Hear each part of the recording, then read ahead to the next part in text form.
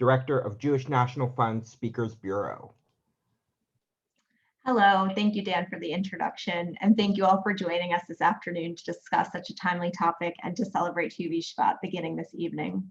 I look forward to an insightful conversation with Yonatan and Stephen as they guide us to creating more sustainable life and message of spiritual wisdom.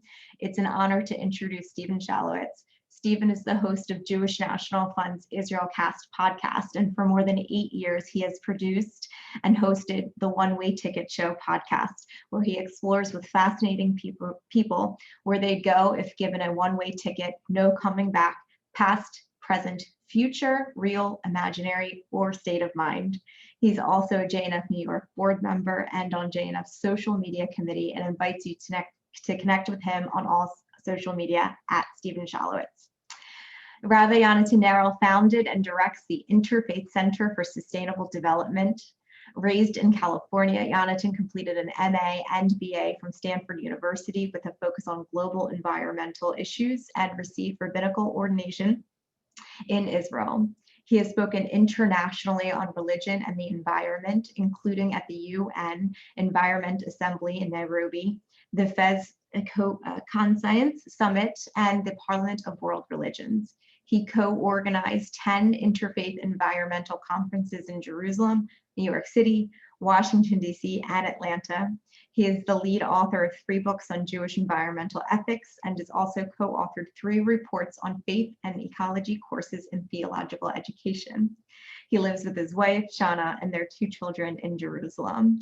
Stephen and Yonatan, thank you. I turn the program over to you. All right, thanks so much for that, Sarah. And Rabbi Yonatan, it's great to see you again. And thanks so much for joining us. Of course, you were our guest on episode 80 of IsraelCast. So if our members of the reading series want to check out more about you, of course, they can listen to that episode. And of course, check out your fantastic book, Eco Bible. I can't recommend it enough, and I'm going to say more about it in just a sec. But first, I really wanted to start, because there's a lot to go over, Yonatan, in the book. But really, I first wanted to start talking about what today and tomorrow are, because today is International Holocaust Remembrance Day, and tomorrow is 𝘌𝘰𝘰. So I really want to start talking about both of those holidays in the context of trees. And if you can talk about what the Torah teaches us about trees, the importance of planting trees, caring for trees and forests, and also planting trees in memory of those that have departed. Well, thank you, Stephen. And it's great to be here with all of you today. The book of Genesis talks about how when God created the human being, it says, "Vayanichehu b'gan Eden le'ovda u'leshomra." God placed the human being in the Garden of Eden to serve it and conserve it. And there's a verse in the book of Leviticus that says that God planted trees, and according to the Midrash, that God planted trees and therefore people are supposed to plant trees. We're supposed to emulate God, because one of the first things God did when God created the world was God planted trees and put people amidst trees. And so those verses serve as a sort of biblical reference to the importance of planting trees. And why is it so important to plant trees? Well, partly because we depend on trees. The Midrash teaches that the human being, our fate depends on that of trees, based on a verse in Deuteronomy, "Ki ha'adam etz hasadeh," a human being is like the tree of the field. And so therefore there's a deep importance in planting trees, because we live in relationship with trees, and they're these amazing beings that actually can live for thousands of years. And this notion of planting a tree in memory of someone that's departed. Well, I think that that's more of a modern, innovation. I'm not aware of a source for it directly, although it is interesting that when Abraham buries Sarah, it says that Abraham acquired the land in Hebron along with the trees, and that the Torah emphasizes that that land was acquired along with the trees. So that's probably the closest it comes in terms of a Torah source for how, when burying a loved one, the trees are also involved. And one thing that you pointed out in the book, which I didn't know, is that trees around burial plots are not to be cut down.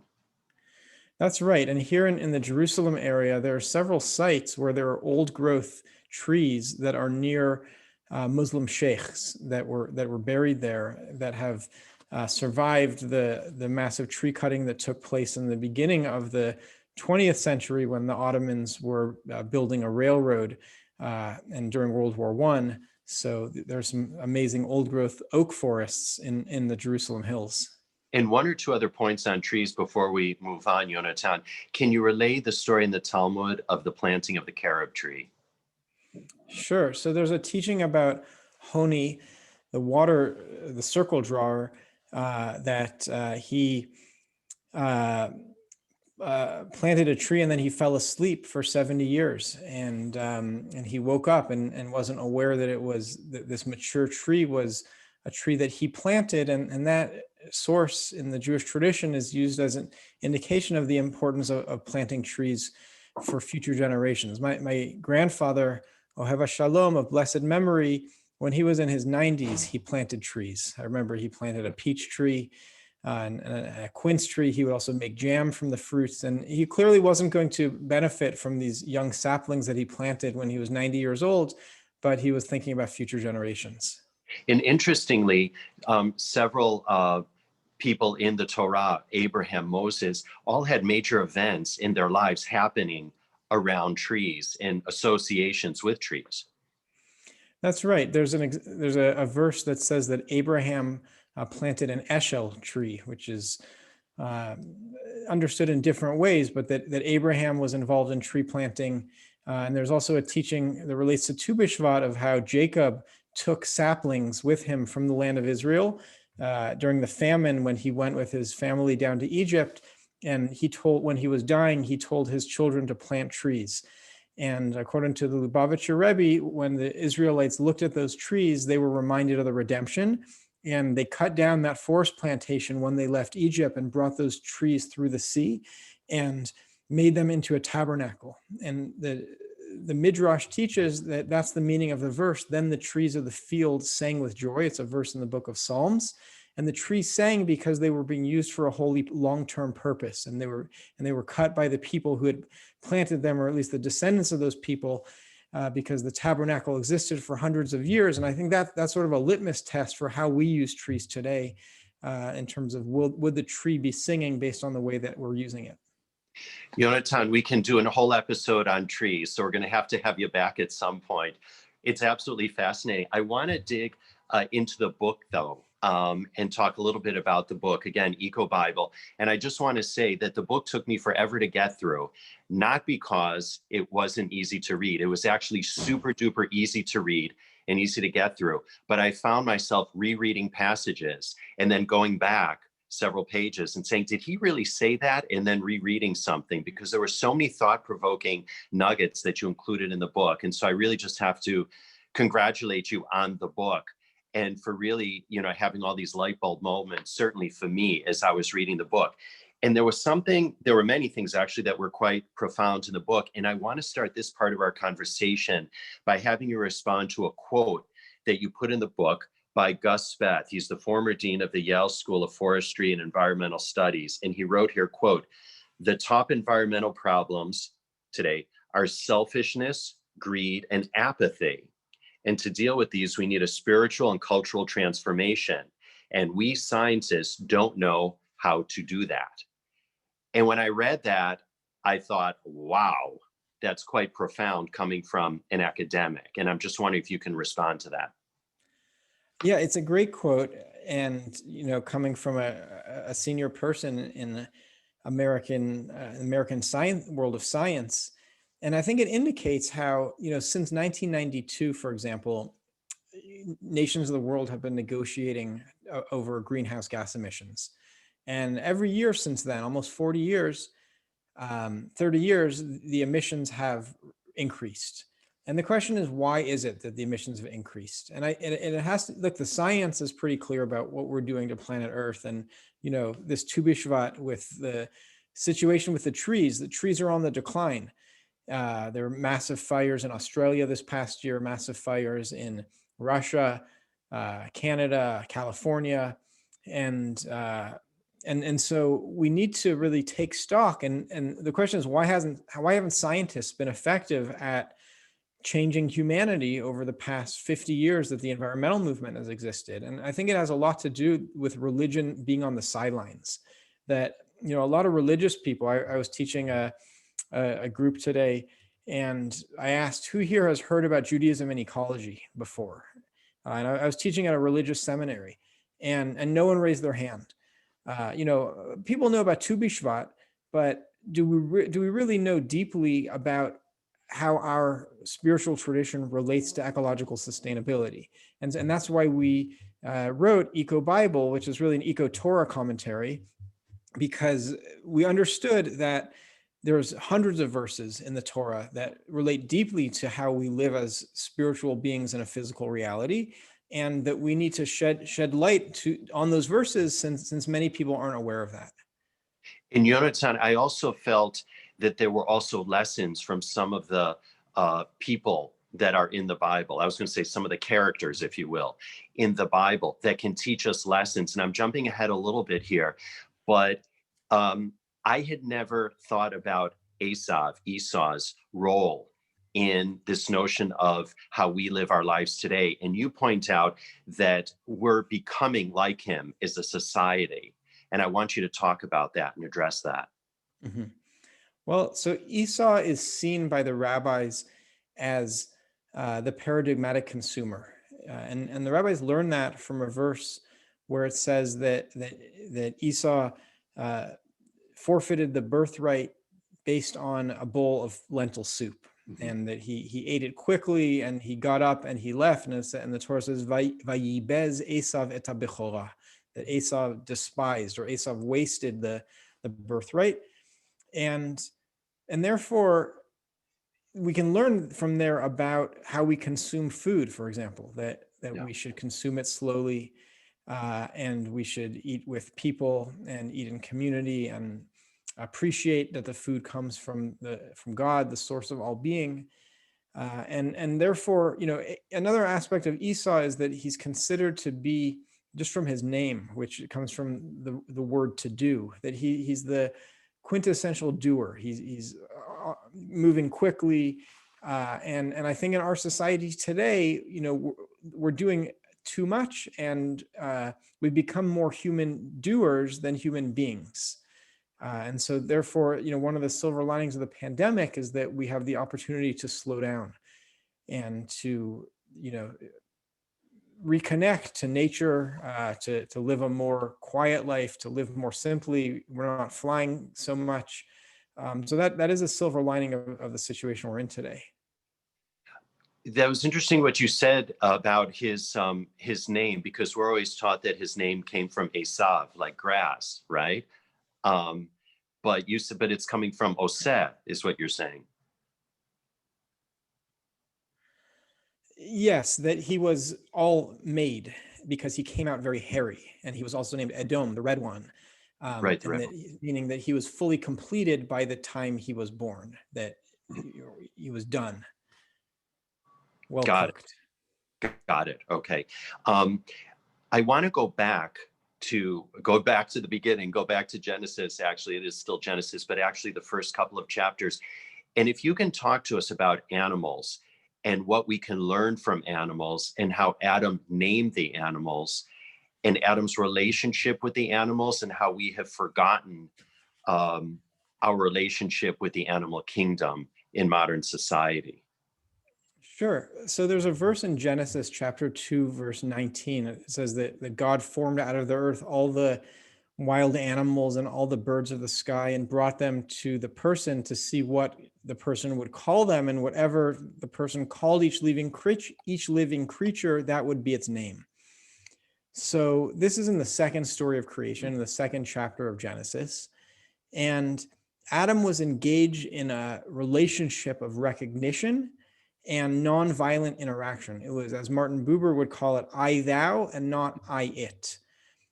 And explain that. I want you to explain that in greater detail now, because I think it's an important point. Okay, I mean, to summarize Martin Buber's I thou, it's essentially relating to another creature as a creature of God, relating to it as something holy that God created. And therefore, if we go to a supermarket and buy a package of meat, then the relationship between me and that animal is not really an I-thou relationship. I really just want that meat because it tastes good when I cook it, or if I cook it. But the way that Adam was in relationship with the animals in the second chapter of Genesis was in a holy relationship. And the language the Torah uses for insects, animals, and people is a nefesh chaya, literally a soul of life. And so according to one midrash from the Jewish oral tradition, God paraded the various animals before Adam to name them after Adam studied their respective characteristics.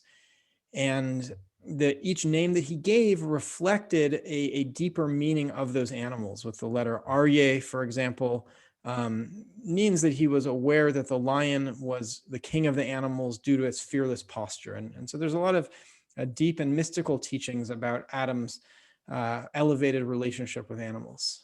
And indeed, the lessons that we can learn from animals and animal names, you point out in the book, the camel and the heron. Mm-hmm. Yeah, so the camel, gamal in Hebrew, which is in Arabic is jamal, it's related to the word gimilut, or ligmol is to bestow, and there's a phrase gimilut chasadim, to bestow kindness, because according to Rabbi Shlomo Lunchitz, known as the Kli Yakar, the camel does acts of kindness with other animals, and so that's part of why a camel is so named. Can you also talk to this point, and I thought this was really fascinating, Yonatan, of our living an honorable life, our living a decent life. And if we do that, then we have dominion over animals. And if we don't, then animals will have dominion over us. Sure. So, it's amazing, Stephen, because you've clearly read my book very well. Yes. And that's why I said it took me forever to get through the book, because I kept rereading, but in a good way, because I got lost in it, actually. Amazing. And so the questions you're answering are really just picking up on really important parts of this commentary, which is the first ecological commentary on the Torah for all 5 books of the Torah. So what you're asking about is Genesis chapter 1, verse 28. And it's a famous verse. God blessed them, meaning the 2 people, and said to them, be fertile and increase, fill the earth and master it, and rule the fish of the sea, the birds of the sky, and all the living things that creep on earth. So the rabbis of the Talmud, well, let me back up. This verse has actually been interpreted for millennia as essentially a license to conquer the earth, and a carte blanche to do whatever we want by religious people. And so about 50 years ago, a Christian professor of theology wrote an essay and was saying, look, the ecological crisis is to a significant degree based on how we understand the Bible and the participation of religious people over the millennia in degrading God's creation. Now, one thing that Professor Lynn White didn't understand is that according to the Jewish tradition, the literal meaning of the verse of fill the earth and master it and rule the fish of the sea, the birds of the sky, and all the living things, it's the rabbis actually have a very different understanding than the literal meaning. And so they see that this verse is connected to verse 26, where God says a similar thing about ruling. And in that verse, God said, let us make the human being in our image after our likeness. And so the rabbis understand that if we act in the image and likeness of God, then we are given the privilege of dominion, which actually has to be understood differently, because people were not allowed to eat animals. In verse 3 verses later, God tells people eat plants, and then the verse after that, God says to animals eat plants, and it was good, and it was very good. It was so, and it was very good. And so the dominion that the Bible's talking about here is a dominion of perhaps being able to plow with the animals, to domesticate cows and to use them for plowing. It's actually not about putting them in factory farms, And the rabbis say that only if we act in the image and likeness of God will we have such dominion. If we don't, then the animals will rule over us. And, with the case in point being the pandemic, of where humanity is essentially being ruled by a virus that we can't even see. Which is timely for our time today, obviously. I want to talk about, when we talk about animals, though, I want to jump ahead in just a sec to talk about frogs for Pesach, but I think we can't talk about animals without talking about Noah. And you point out that he was really sort of the first green individual that ever walked the face of the earth, and that the ark was the first green sustainable building, sustainable structure.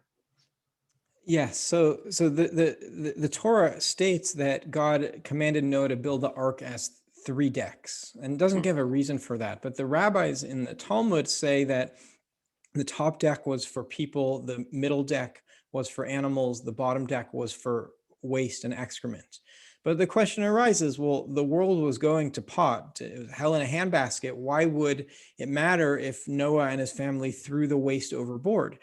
And so one understanding is that we can learn in our times is that Noah was a steward of creation, even though all the destruction that he saw, but he didn't want to make further waste. And, cruise ships today have been infamous for just releasing their waste directly into the ocean, including their plastic waste. But a second understanding is that Noah took that manure, and the first thing he did when he left the ark, the Torah says, is he planted a vineyard. And so a lot of the topsoil was likely washed away during the flood. And Noah then used the manure to fertilize the soil and to engage in a form of sustainable agriculture based on his year on the ark. There's one other person that I want to talk about as it relates to kindness towards animals and just her general personality, and that's Rebecca. And Rebecca feeding the camels, and just the gargantuan task that was. And she was a young girl. I mean, she wasn't, a 30-year-old marathoner or anything. Right. So it's a great teaching that is based on something that Rebbetzin Chana Bracha Siegelbaum said. And this book that we've put together is actually a lot of, it's the teachings of hundreds of Jewish teachers. And we also quote hundreds of scientists. So it's really a melding of Judaism and science. So the test that Abraham's servant Eliezer has for who will be the right mate for Isaac is that when he arrives in Haran, which is southeastern Turkey, will the woman at the well give water not only to him and his men, but also to the camels. And Rebbetzin Chana Bracha Siegelbaum points out that the amount of water that it would actually take to give water to camels that have come from a long journey. And a camel can go for actually 6 to 8 days under desert conditions without drinking water, but it does need to replenish its body water at that point. And when it's available, it can drink more than 1/3 of its body weight. So how much is that?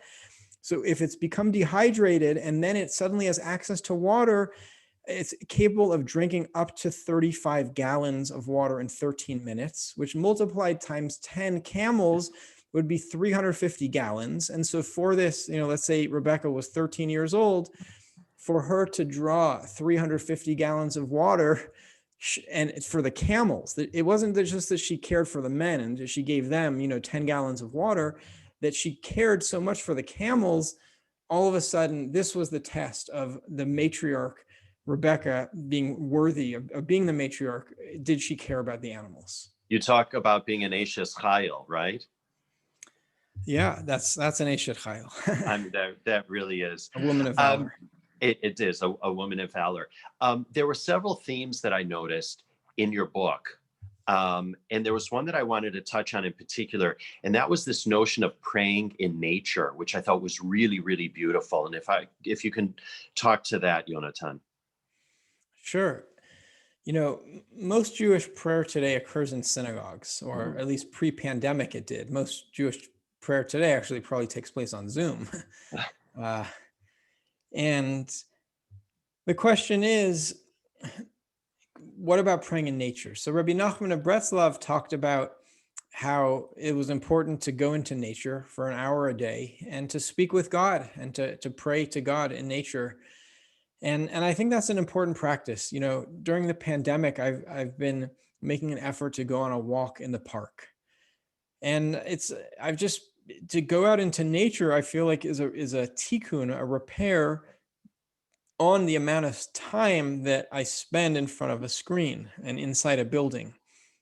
You know, as I said earlier about the tree singing before God, nature is alive. The birds are chirping, the trees are waving in the wind, but there's a whole energy in God's creation which is conducive to connecting to the master of the world, to the source of all being. And so I think it's an important practice to go into nature and to speak to God and to pray there. And when you talk about praying in a building, talk about what Rabbi Yochanan said about not praying in a house without windows. Right. So according to Jewish law, a synagogue needs to have windows. I grew up in a temple in California where there were old growth oak trees right next to the synagogue. And in retrospect, I wish I'd spent more time, with my Hebrew school class next to those old growth trees that were hundreds of years old and which the Native Americans had harvested the acorns from. I think that had we done that, that would have deepened our Jewish connection, and not just for me, but for a lot of the other students. And can you also talk about the story that Elie Wiesel tells about the seer of Lublin?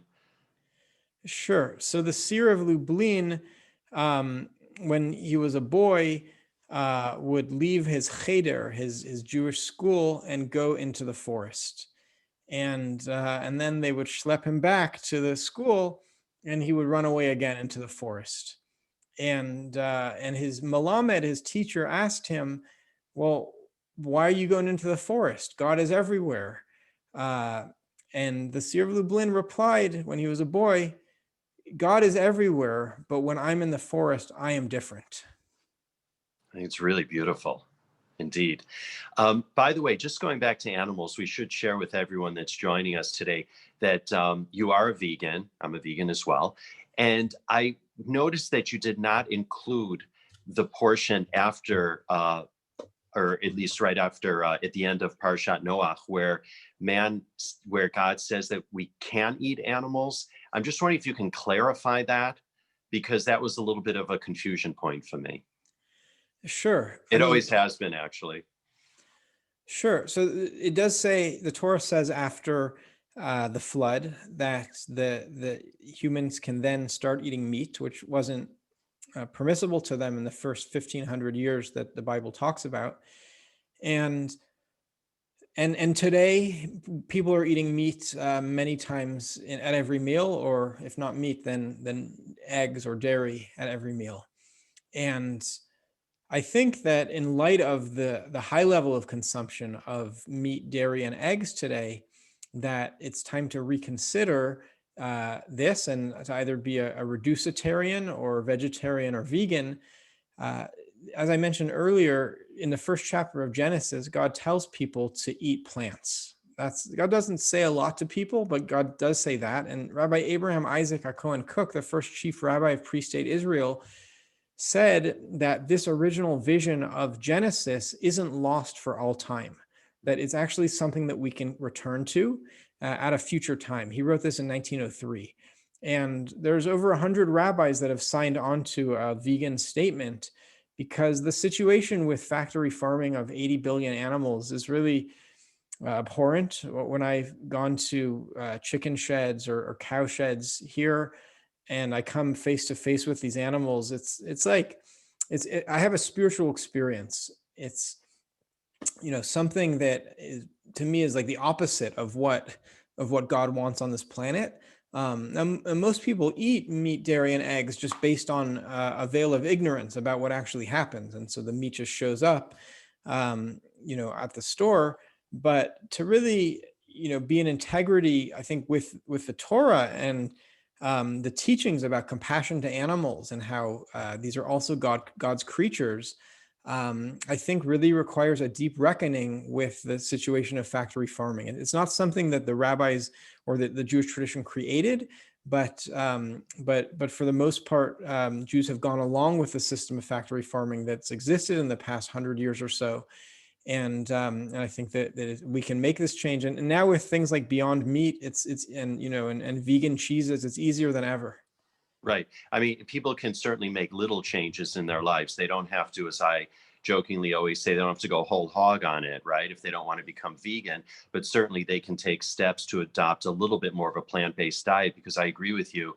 I don't think that God would want us to treat animals, if we were to kill and eat them, he wouldn't want us to treat them as the way that they're being treated in this factory farming, the way that they are being treated today. So I completely agree with you. Well, speaking of animals, Pesach is and speaking of food, Pesach is just around the corner. It's kind of hard to believe that it's going to be here in less than 2 months. So we have to start our shopping and our cleaning, Yonatan. And with that, I want to talk about frogs, because you do talk about frogs in the book, and I think it's really interesting. Can you talk about the notion of why the frog was the first animal mentioned in the plague? Of course, it wasn't the first plague, but it was the first animal mentioned in the plague. And also the importance of the frog in terms of what the frog can teach us, and the frogs in terms of the importance of them in a sustainable environment. Sure, I'd be happy to. So frogs are a sort of early warning system.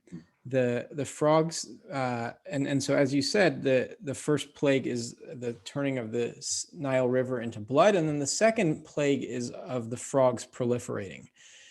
And of the 8 million species on Earth, why are frogs the first animal?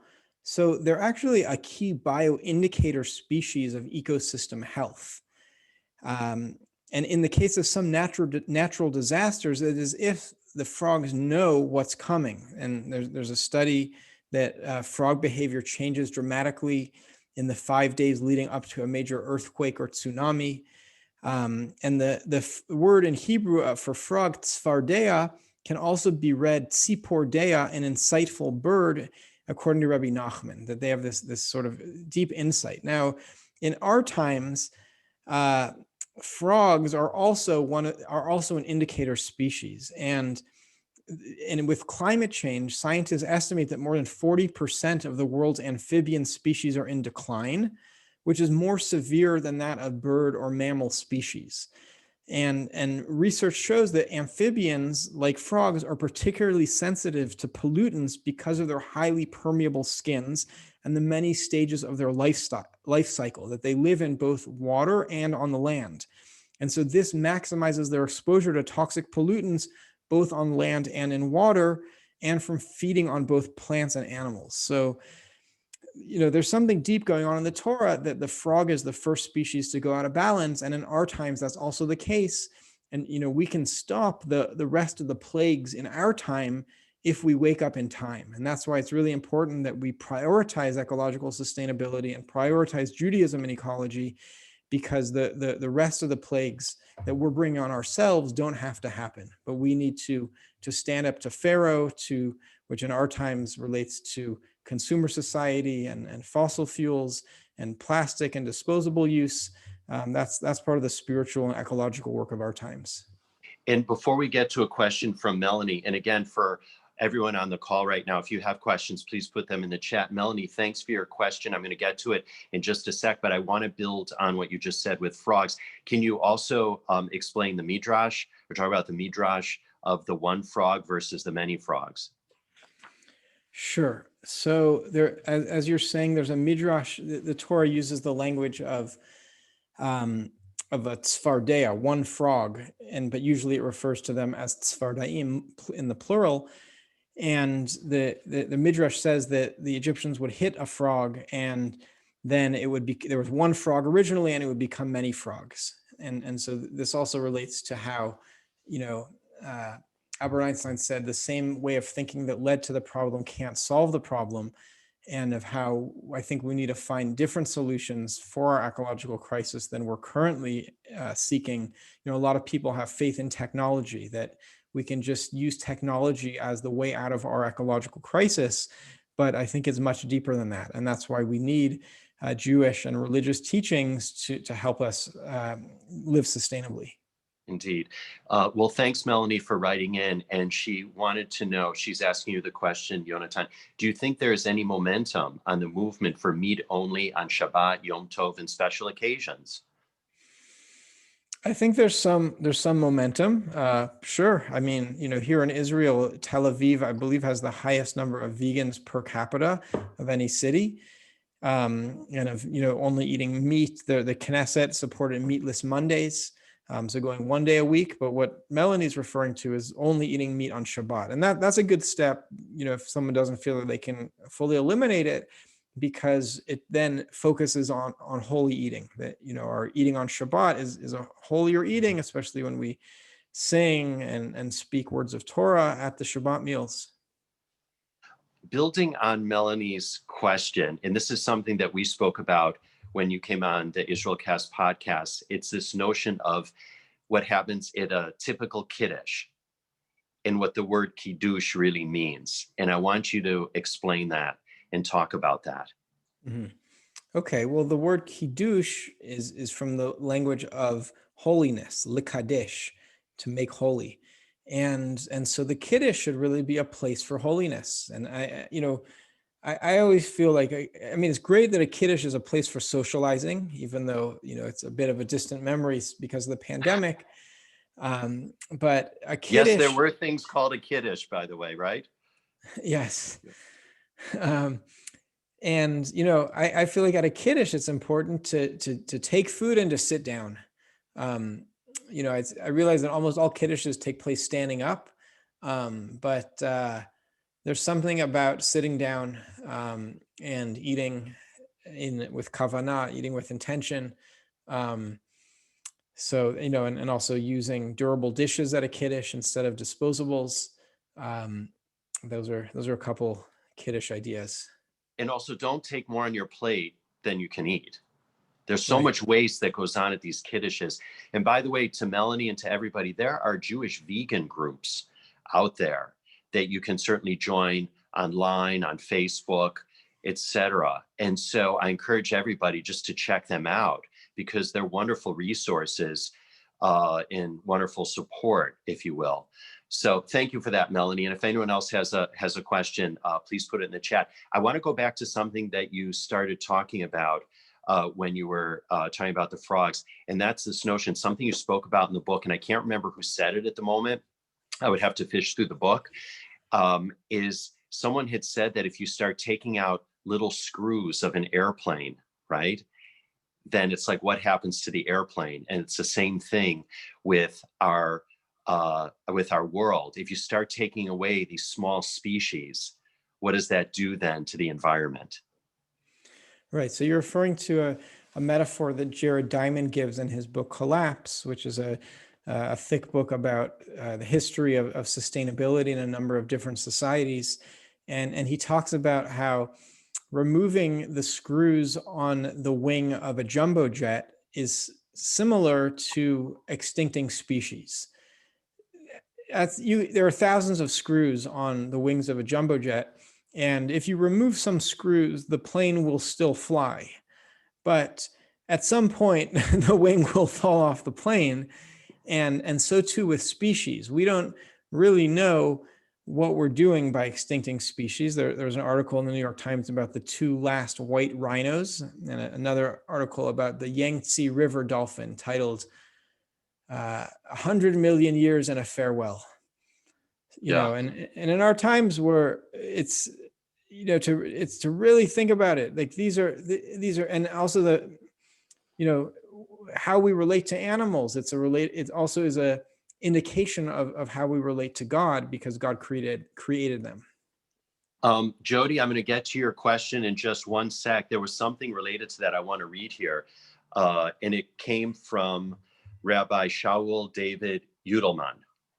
And he wrote here, and this absolutely blew my mind. And again, this is why it took me forever to read the book, because I kept going back and rereading these things because I wanted to commit them to memory, Yonatan. He wrote, if the whole world lived with the same consumption pattern as the average American, it would take 5.3 Earths to support everyone.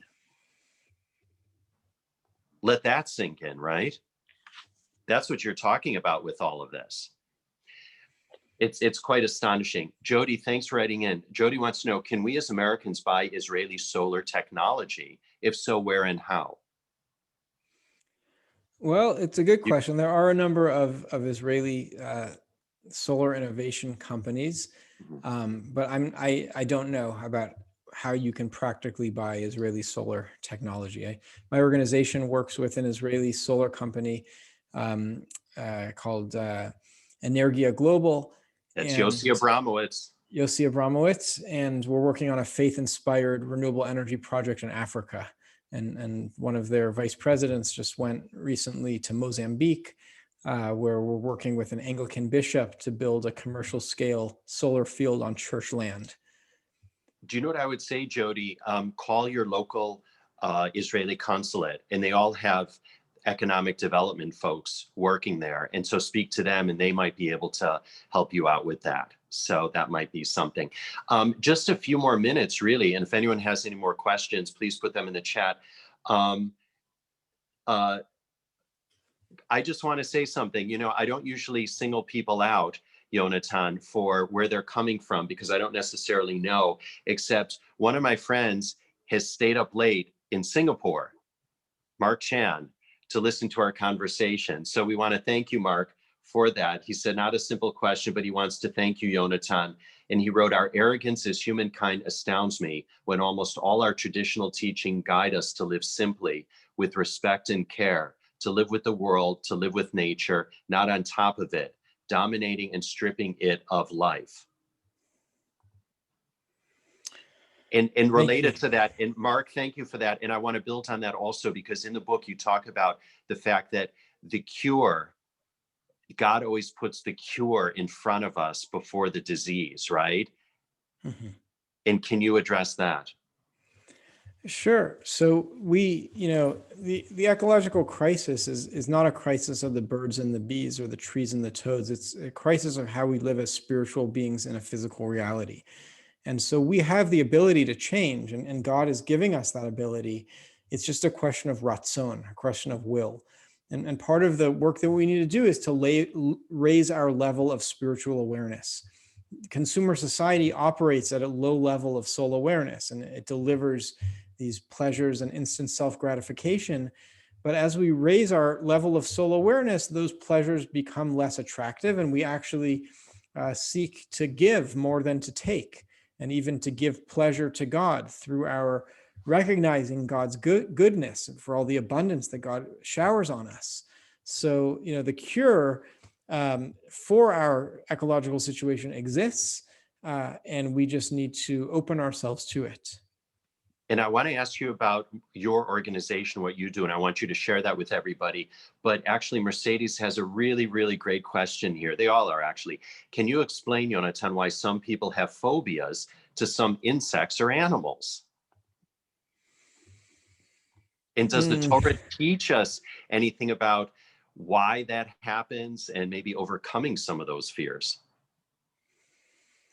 I mean, I can venture a guess on this one, which is that we're afraid of some insects and animals because they're dangerous to us. So, you know, from an evolutionary perspective, that we grew up knowing that a wolf is dangerous, and a scorpion is dangerous, and a lion is dangerous. So I think that, you know, or a spider, that's my sense of why we have some phobias. I think actually it is evolutionary, in part because I'm deathly afraid of bats and rats, and they of course carry disease, as we know. And so there you go. And speaking of which, we just have a couple more minutes here. We have to bring up what you brought up at the end of the book, this relationship in the Torah between copper and the coronavirus. Sure. This was one of those things that blew my mind. Yeah, I mean, I again, I appreciate how much you appreciate the book, and hopefully others will as well. We are grateful that it's become a #1 bestseller on several Amazon Kindle categories in the few months since we launched it, and it is available as a paperback and a hardcover and an ebook. In terms of the copper, so it's actually, and also I just want to say, Yonatan, it is super easy to read. The reason, again, why it took me forever was because I kept going back and rereading things because I wanted to commit some things to memory. And I was just so bowled over by some of the facts or some of the language in it. And that's why it took me forever, because I just got lost in it. So anyway, so carry on. The connection between the coronavirus and copper. Yeah, so it says toward the end of the book of Exodus in chapter 38 that God's where the laver, which was like the water basin, was supposed to be made out of copper, and this was used for washing the hands of the priests before their service in the tabernacle. Rabbi David Seidenberg writes, quote, that the wash basin and the base it stood on were made of either copper or bronze, because copper is a powerful antiviral and antibacterial substance. And viruses and bacteria that land on a copper surface break down and die. And so therefore, and scientists today have found that the coronavirus is not able to survive on copper surfaces for more than 4 hours, but it can remain on plastics and stainless steel for 3 days. And that of 10 surface types tested, copper performed the best. So here we see that, the Israelites, God told them to use copper for the wash basin, perhaps because of its antiviral and antibacterial properties. Fascinating. And before you tell us about the work that you do on a daily basis, I do want to say thank you to Andy for clarifying something that I just said. And he said that it's very rare for bats to spread diseases to humans. They're amazing and critical pollinators and insectivores, particularly important to Israeli agriculture. Please clarify. So thank you for that, Andy. I'm still afraid of them. I will say, I don't know, maybe it's just the look of them, etc. They look like flying rats to me. But thank you for that, Andy. I appreciate that. But that's the whole, and I'm glad you brought that up, Andy, because that's actually the point, is that everything is so interrelated and interconnected in the animal world and in our natural world, isn't it? Right? If you take out one, it's not that I would want to take out bats, because if you take out bats, it's like a domino effect then, isn't it, Yonatan? That's right. Everything is interconnected. And that's really, what a lot of this comes down to. And also what Tu B'Shvat at a deeper level comes down to is this idea of what Thich Nhat Hanh called interbeing, that we're all connected. We're connected to the trees. We're connected to the animals. We're connected to God. And because we're all connected, we need to care and we need to have concern. And so therefore, and that has to translate into our consumption.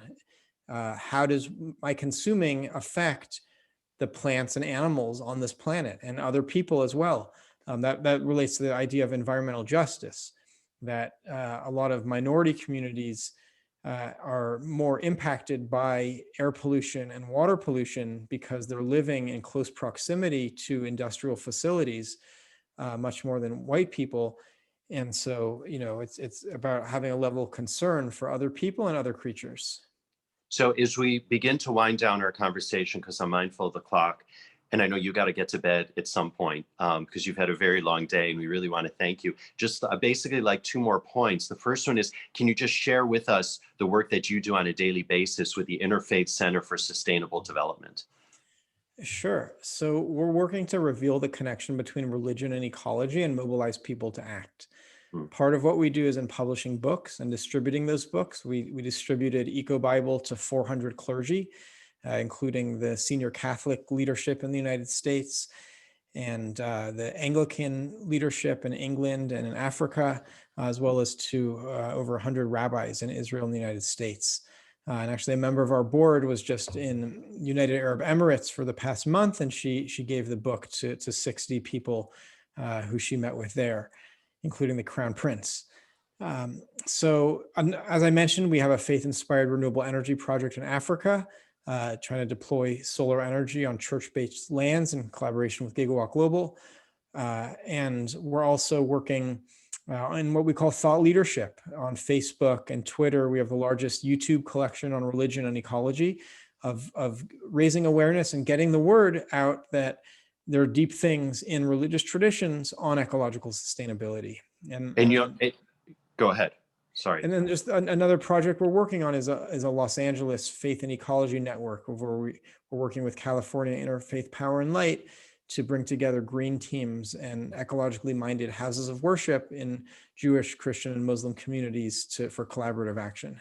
And Yonatan, if people want to get involved, give your URL and any hashtags that you use.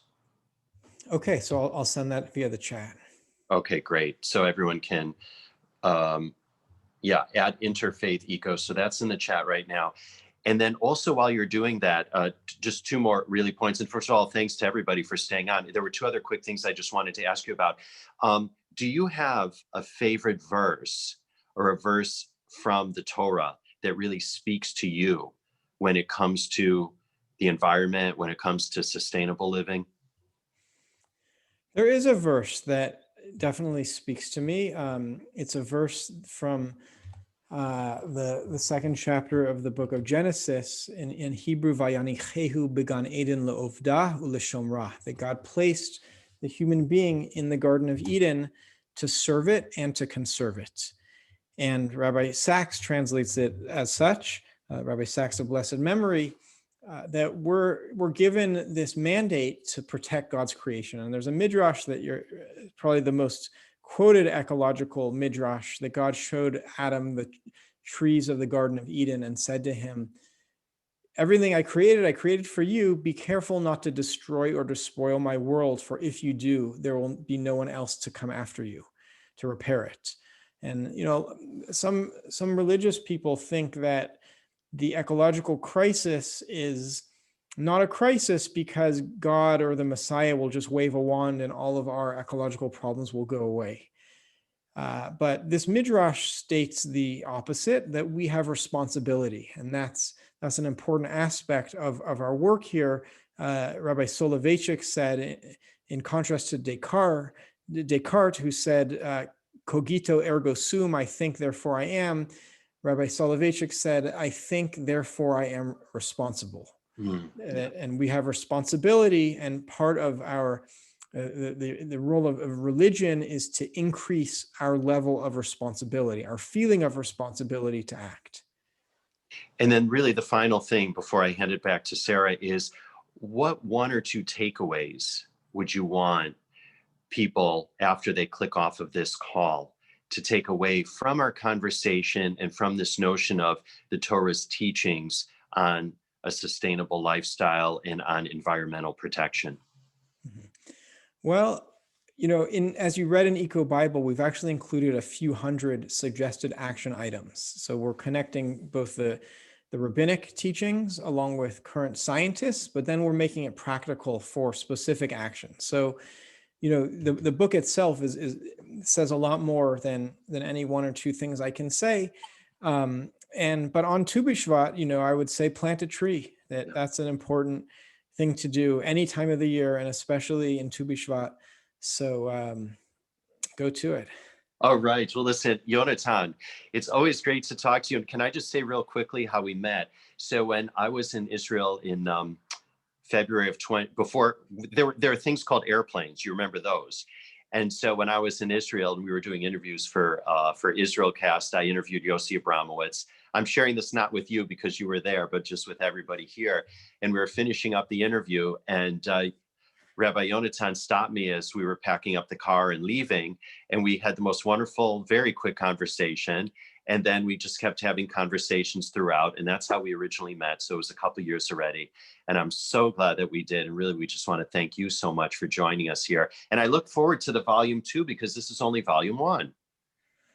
That's right. And we plan to publish volume 2 in the coming months. Okay. You'll let us know when it's out, because I got to read it. And speaking of reading, so thank you. And speaking of reading, our next book club Our next reading series is on February 24th. Maybe you'll stay up or get up in the middle of the night for that one, because that's on at, I think, 8 o'clock Eastern. And this is the book here. This is the book. It's the story of Hebrew. And this is also just an amazing book that's taken me forever to read, because it's just chock full of really, really cool, interesting information and factoids. Professor Louis Glinard is the author, and he's from Dartmouth. He's originally from the United Kingdom, and he's the most fascinating man. We had a pre-call with him already, and it just kept going on and on and on. And so I'm so looking forward to that one on February 24th. Hopefully you can join us, Yonatan, but I won't hold you to it because it's the middle of the night for you. But hopefully everybody that's on this call right now that's in the United States will be joining us. And so thanks to you, and thanks to you, Sarah, and thanks to everybody. And I wish everybody a joyous Tu B'Shvat tomorrow. And like Yonatan said, go forth and plant trees. Thank you, Stephen. Thanks. Thank you, Stephen. Thank you, Yonatan, for your time, for this fascinating conversation. As Stephen mentioned, our next book club will be on the February 24th. It is at 7 p.m., so please make note of that. Honor someone you love today with Tu B'Shvat by planting a tree. And thank you all again. Have a great rest of your afternoon.